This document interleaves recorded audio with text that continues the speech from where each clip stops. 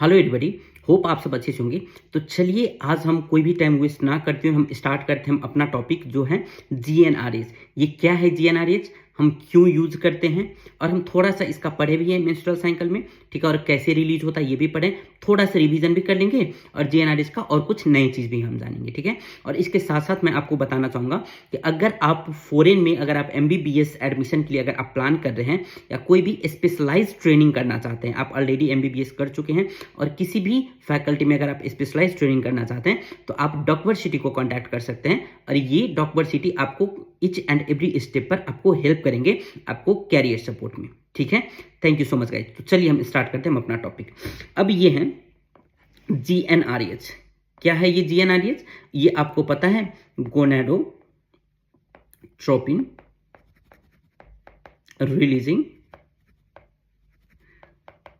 Releasing hormone, ठीक है। Gonadotropin releasing hormone, sir ये तो हमने पढ़ा था, कहाँ पे पढ़ा था? मेंस्ट्रुअल साइकिल में पढ़ा था। अब ये इमेज में अगर आप देखेंगे तो ये है हाइपोथैलेमस और हाइपोथैलेमस सीक्रेट करते हैं जीएनआरएच, ये तो आपको पता है। और कौन हाइपोथैलेमस में एक न्यूक्लियस होता है जो कि जीएनआरएच सीक्रेट करती है, ठीक है। तो वो न्यूक्लियस का नाम क्या है? आर्क्वेट न्यूक्लियस,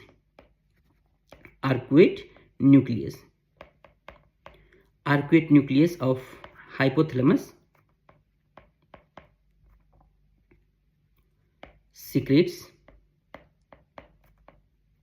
सीक्रेट्स जीएनआरएच, है ना, ये पता है। यानी कि हम डायरेक्टली क्या हम बोल सकते हैं कि हाइपोथैलेमस सीक्रेट्स जीएनआरएच बोल सकते हैं ना, ठीक है। इसमें कंफ्यूज नहीं होना है आपको, क्योंकि हाइपोथैलेमस में होता है आर्क्वेट न्यूक्लियस और आर्क्वेट न्यूक्लियस रिलीज करती हैं जीएनआरएच, यानी कि हाइपोथैलेमस रिलीज करती हैं जीएनआरएच, ठीक है। अब क्या है कि जीएनआरएच को हम लैब में भी प्रिपेयर कर सकते हैं, ठीक है। जीएनआरएच को हम कहाँ प्रिपेयर कर सकते हैं? लैब में प्रिपेयर कर सकते हैं, ठीक है। और इस लैब में प्रिपेयर किया हुआ जीएनआरएच को हम क्या बोलते हैं? Synthetic form of GnRH. तो हम क्यों लैब में प्रिपरेशन करते हैं?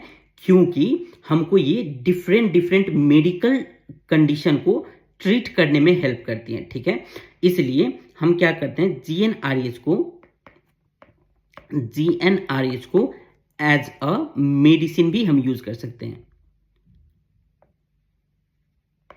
जीएनआरएच को एज ए मेडिसिन भी हम क्या कर सकते हैं? यूज कर सकते हैं, ठीक है। We can use GnRH as a medicine also, okay. So अब आपको क्या करना है कि ये मेडिसिन जो है ना, तो एक तो होता है जीएनआरएच एनालॉग जो कि जीएनआरएच ही है, और एक होता है जीएनआरएच एंटागोनिस्ट, ठीक है। तो हम आज बात करेंगे ये जीएनआरएच एनालॉग की बात करेंगे, ठीक है। अब ये जीएनआरएच जब हम मेडिसिन यूज करेंगे तो एक तो हो गया जीएनआरएच एनालॉग और एक क्या हो गया? जीएनआरएच एंटागोनिस्ट,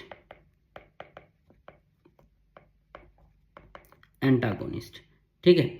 अब जीएनआरएच एनालॉग यानी कि जीएनआरएच के अगेंस्ट में काम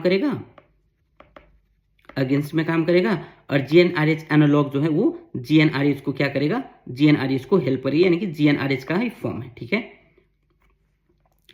अब आपको क्या है? जीएनआरएच सपोर्ट, ठीक है। अब क्या है कि कौन कौन सा मेडिसिन है जो जीएनआरएच एनालॉग में आती है, तो हम 3-4 मेडिसिन के नाम भी हम क्या करते हैं? देख लेते हैं, ठीक है। तो GnRH synthetic form drugs name. तो ये क्या होता है हमारे पास? एक तो अब सिंपल में मैं आपको एक फॉर्मूला बताता हूं जिससे आपको पता चलेगा कोई भी मेडिसिन, ठीक है, जो drugs name ends with relin, RELIN, relin, ठीक है। कोई भी अगर ड्रग्स का नाम अगर रेलिन से अगर एंड हो रहा है ना, तो वो क्या होगा, जीएनआरएच एनालॉग होगा, यानी कि जीएनआरएच का फॉर्म होगा। ठीक है, जैसे कि आप देख लीजिए नाम में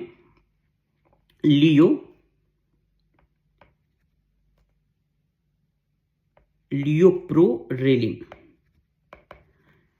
लियोप्रोरेलिन। ठीक है, उसके बाद नेफ्रेलिन, नेफ्रेलिन, और फिर है हमारे पास गोसरेलिन, और है ट्राइप्टोरेलिन।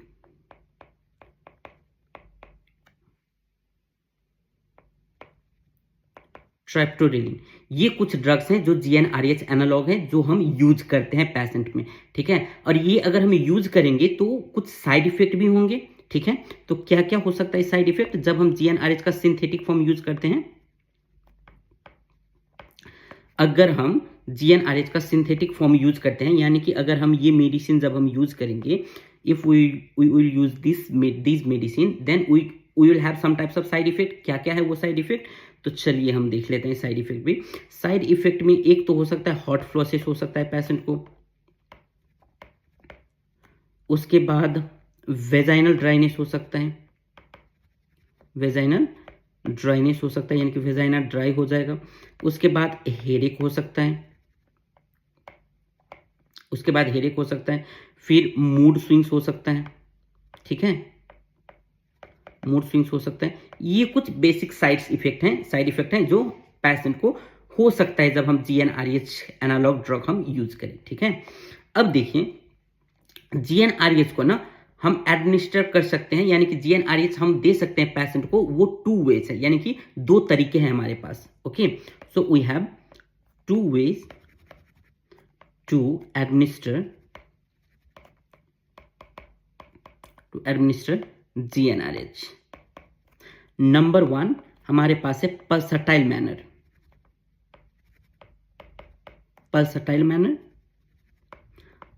और second we have is continuous manner,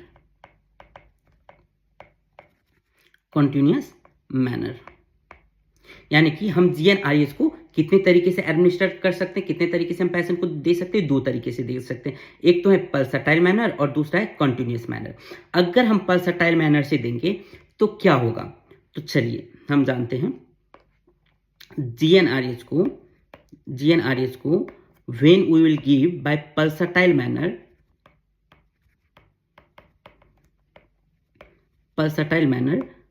तो हाइपोथैलेमस जो है वो क्या हो जाएगा? हाइपोथैलेमस एक्टिव हो जाएगा। Guys mind my word, active हो जाएगा। इट मींस जब पेशेंट का हाइपोथैलेमस अगर सप्रेस हो गया, यानी कि हाइपोथैलेमस ठीक से काम नहीं कर रहा है, ठीक है, तो उस कंडीशन में हम जीएनआरएच देंगे। और किस मेथड से देंगे? तो पल्सटाइल मेथड से देंगे। किस मेथड से देंगे? पल्सटाइल मेथड से देंगे। क्यों? क्योंकि हमको हाइपोथैलेमस को एक्टिव करना है। ठीक है, अगर हमको हाइपोथैलेमस को एक्टिव करना है तो आप लोग अब बताइए, अगर हाइपोथैलेमस को एक्टिव करना है तो हम किस मेथड से हम जीएनआरएच देंगे? पल्सटाइल मेथड से देंगे। ठीक है, और अगर अब जीएनआरएच हम कंटिन्यूअस मैनर में हम कब देंगे सर? कंटिन्यूअस मैनर में हम कब देंगे? जब हाइपोथैलेमस एक्टिव हो गया हो, हाइपर एक्टिव हो गया, यानी कि जब हाइपोथैलेमस एक्टिव हो गया है और हमको हाइपोथैलेमस को क्या करना है? सप्रेस करना है। क्या करना है? हाइपोथैलेमस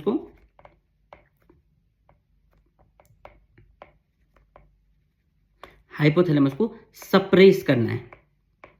ठीक है, तो उस कंडीशन में हम क्या देंगे? जीएनआरएच को हम कंटिन्यूअस मैनर से देंगे। कभी कभार क्या होता है कि पेशेंट को ना पीरियड जल्दी आ जाती है, प्यूबर्टी एज से पहले पीरियड आ जाती है, जैसे कि 7 ईयर्स, 8 ईयर्स, 9 ईयर्स में अगर पीरियड आ रहा है किसी पेशेंट को, इसका मतलब क्या है कि हाइपोथैलेमस जो है वो एक्टिव हो गया है। अब उस हाइपोथैलेमस को क्या करना है? सप्रेस करना है। क्यों? क्योंकि प्यूबर्टी एज में पीरियड आना चाहिए, बट पीरियड प्यूबर्टी एज से पहले आ जा रही है। इसलिए हम क्या करेंगे? हाइपोथैलेमस को सप्रेस करेंगे। और हाइपोथैलेमस को सप्रेस करने के लिए हम कौन सा मैनर से हम देंगे? तो कंटिन्यूअस मैनर से देंगे जीएनआरएच। ठीक है, चलिए और हम थोड़ा जान लेते हैं पल्सटाइल मैनर और कंटिन्यूअस मैनर के बारे में। तो आपको पता है कि GnRH जब हम पल्सटाइल मैनर में देंगे तो हाइपोथैलेमस क्या होगा, हाइपोथैलेमस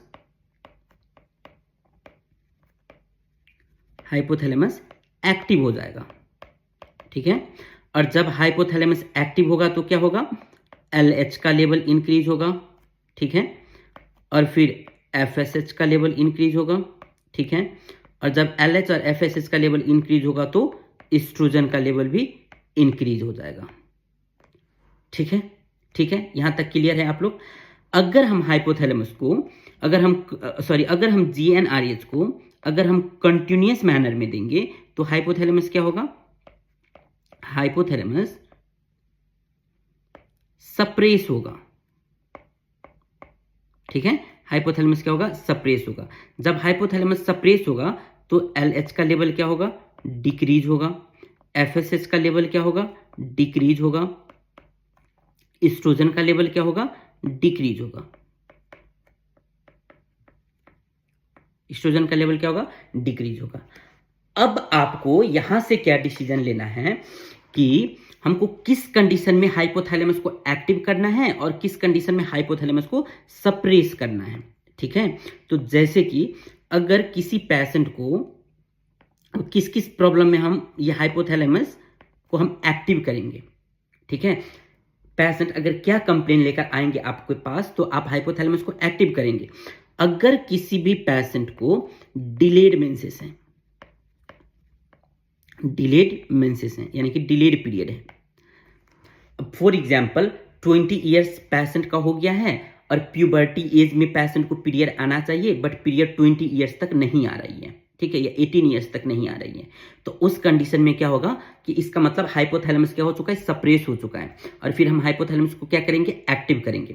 और हाइपोथैलेमस को एक्टिव करने के लिए हम कौन सा मेथड से हम GnRH देंगे, तो पल्सटाइल मैनर से देंगे, ठीक है, पल्सटाइल मेथड से देंगे। क्यों कि जब पल्सटाइल मेथड से हम GnRH देंगे तो GnRH क्या करेगा, एंटेरियर पिट्यूटरी पे जाकर एक्ट करेगा, और एंटेरियर पिट्यूटरी पे जाकर एक्ट करेगा तो LH इंक्रीज होगा, फिर FSH आएगा, FSH आएगा तो एस्ट्रोजन होगा, और एस्ट्रोजन आएगा तो फिर LH FSH आएगा तो क्या होगा, फोलिकल ग्रो होंगे, और फोलिकल जब ग्रो होंगी तो क्या होगा, ओव्यूलेशन होगा, और ओव्यूलेशन होगा तो पीरियड आएगा, ठीक है। तो इसलिए अगर किसी को डिलेड मेंसेस है तो उस कंडीशन में हम पल्सटाइल मैनर में हम यूज करेंगे GnRH। अगर किसी पेशेंट को एनओव्यूलेटरी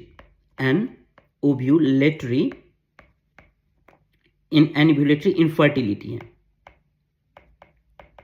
यानी कि जैसे कि आपको पता है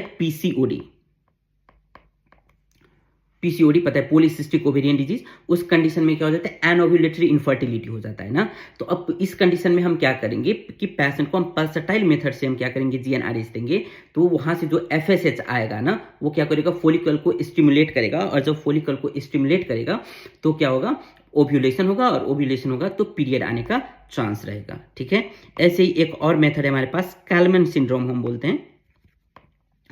अगर पेशेंट को अगर कैलमैन सिंड्रोम है तो उस कंडीशन पे भी हम क्या करते हैं, हम मैनेजमेंट करते हैं कैलमैन सिंड्रोम का भी पल्सटाइल मेथड ऑफ GnRH से, ठीक है। तो सर हम कंटिन्यूअस मेथड हम कब यूज करते हैं, कंटिन्यूअस मेथड हम क्यों देते हैं गाइस, कंटिन्यूअस मेथड हम देते हैं हाइपोथैलेमस को सप्रेस करने के लिए। यानी कि अगर हाइपोथैलेमस अगर पहले से ही एक्टिव हो गया है, ठीक है, कम एज में एक्टिव हो गया है और पहले ही पीरियड आ रहा है, ठीक है, तो जैसे कि मैनेजमेंट में हो गया प्रीकेशियस मेंसेस, ठीक है, प्रीकेशियस प्यूबर्टी या प्रीकेशियस प्यूबर्टी भी हम बोल सकते हैं, ठीक है। प्रीकेशियस प्यूबर्टी में हम क्या करते हैं, पहले ही पीरियड आ गई, यानी कि 7 ईयर्स 8 ईयर्स में ही पेशेंट को पीरियड आ गई है, तो उस कंडीशन में हम क्या करेंगे, हाइपोथैलेमस को सप्रेस करेंगे, भाई रुक जा, अभी टाइम नहीं हुआ है, ठीक है, अभी रुक जा। तो उस कंडीशन में हम हाइपोथैलेमस को सप्रेस करेंगे, और हाइपोथैलेमस को सप्रेस करने के लिए हमको कौन सा मेथड से देना होगा, GnRH, तो कंटिन्यूअस मैनर से देना होगा या कंटिन्यूअस मेथड से देना होगा, ठीक है। ऐसे ही और हमारे पास है जैसे कि इंडोमेट्रियोसिस हो गया, ठीक है। ऐसे ही हमारे पास है फिब्रोइड हो गया,